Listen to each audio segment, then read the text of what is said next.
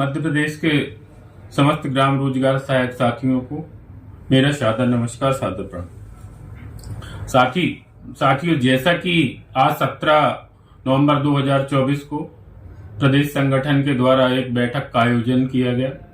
बैठक में लगभग 1000 जीआरएस प्रदेश से आए जिला पदाधिकारी, जनपद सदस्य एवं आम जीआरएस उपस्थित हुए। बैठक में सभी लोगों ने अपनी राय दी, सुझाव दिए। मंच से सब लोगों ने अपनी अपनी बात रखी।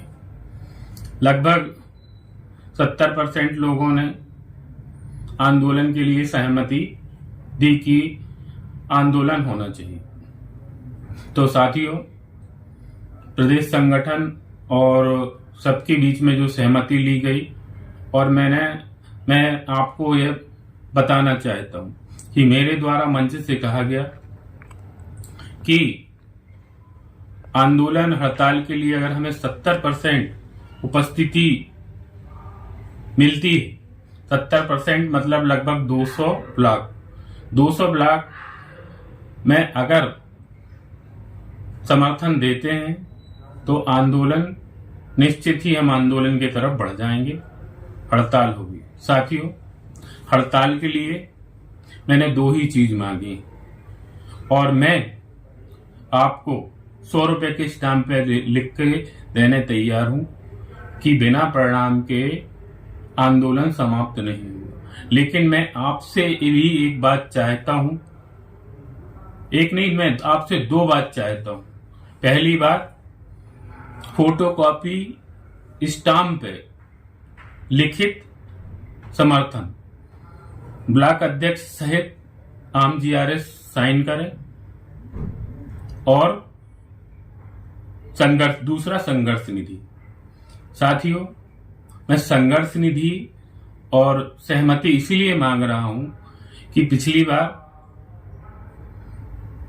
75 दिन हड़ताल के दौरान वेतन कटा, कुछ साथियों की सेवा समाप्त हुई, 12-13 लोगों की, जिसमें मात्र 2 लोग बचे हैं, बाकी लोग बहाल हो चुके हैं। तो साथियों, वेतन कटे, सेवा समाप्त हो या कोई भी कार्रवाई हो, हम आपके लिए लड़ रहे हैं, यही काफी है। अब लड़ने के बाद आप हमारे और प्रदेश संगठन के ऊपर ब्लेम करें कि हमारे वेतन कट गया, हमारी सेवा समाप्त हो गई, तो मैं लड़ने निकला हूं और जो भी परिस्थितियां होगी, इसीलिए मैं आपसे सहमति मांग रहा हूं। और पिछली बार मेरे को शासन से कम लड़ना पड़ा और कुछ जिलाध्यक्षों से मेरे को लड़कर और 75 दिन हड़ताल चलाने में मुझे बहुत ज्यादा समस्या हुई। सरकार से तो मेरे को कोई डर भय नहीं था, मुझे सबसे ज्यादा डर भय लग रहा था अपने जिलाध्यक्षों से, कि जो रात को धमकी देते थे कि हम सुबह हड़ताल खत्म कर देंगे। साथियों, मैं आपको अपनी एक बात और बता देना चाहता हूँ। पिछले बार की हड़ताल में लोग मेरे से को धमकियां भी देते थे और मैं हाथ जोड़कर उनके पैर तक पड़े कि भाई हड़ताल खत्म मत करना। तो साथियों, मैंने ये हड़ताल की थी सबके भले और सबके लिए, लेकिन मुझे बहुत ज्यादा इस बात से तकलीफ हुई।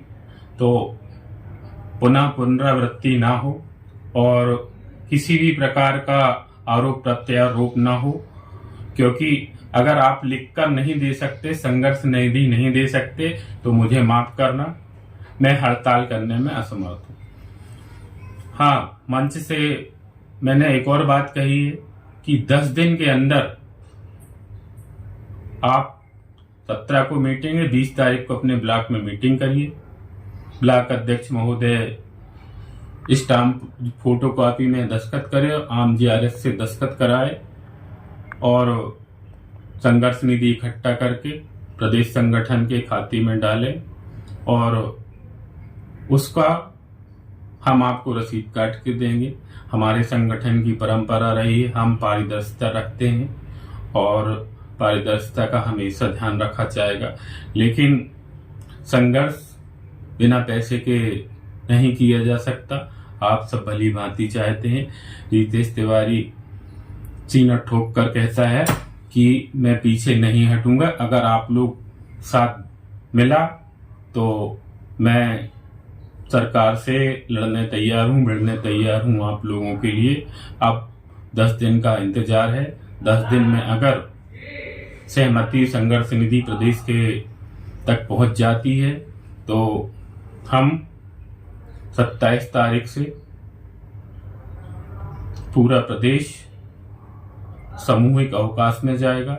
उस अवकाश के दौरान हम मध्य प्रदेश में विशाल 20,000 लोगों के धरना प्रदर्शन करने की कोशिश करेंगे कि हमारी जो 14 लोग 2 महीने में शहीद हुए हैं उनके परिवार को अनुकंपा नियुक्ति, हमारी 28 जून की महापंचायत में जो आदेश रह गए हैं उनको पूरा कराने के लिए, एवं जो अभी मूल्यांकन सीआर का जो आदेश है उसको निरस्त कराने के लिए, और सरकार की जो तानाशाही के खिलाफ हमारे द्वारा संघर्ष किया जाएगा, आंदोलन किया जाएगा। अब ये पूरा फैसला मध्य प्रदेश के आम जीआरएस के हाथ में है। मैं पहले भी कह चुका हूं कि मैं आपके लिए तैयार हूं। मैंने 313 ब्लॉक में 200 ब्लॉक की सहमति मांगी है और संघर्ष निधि मैंने 100% नहीं, मैंने 70% ही समर्थन मांगा है। और अगर 70% मुझे समर्थन प्राप्त होता है तो मैं हड़ताल के लिए, आंदोलन के लिए और संघर्ष करते मेरी जान भी चली जाएगी तो मैं पीछे नहीं हटूंगा। साथियों, अब सब कुछ आपके ऊपर है, करना है या नहीं करना। और मैं आपसे कहना चाहता हूं कि कोई रितेश तिवारी को दोष ना दे। आज 17 तारीख को मैंने भोपाल की धरती से ऐलान किया है कि आपके संघर्ष के लिए मैं निरंतर प्रयास करता रहूंगा। आपका जिला कैडर हो, नियमितीकरण हो, मेरी यही सोच है और यही संघर्ष रहेगा। इसके साथ मैं अपनी वाणी को विराम देता हूं।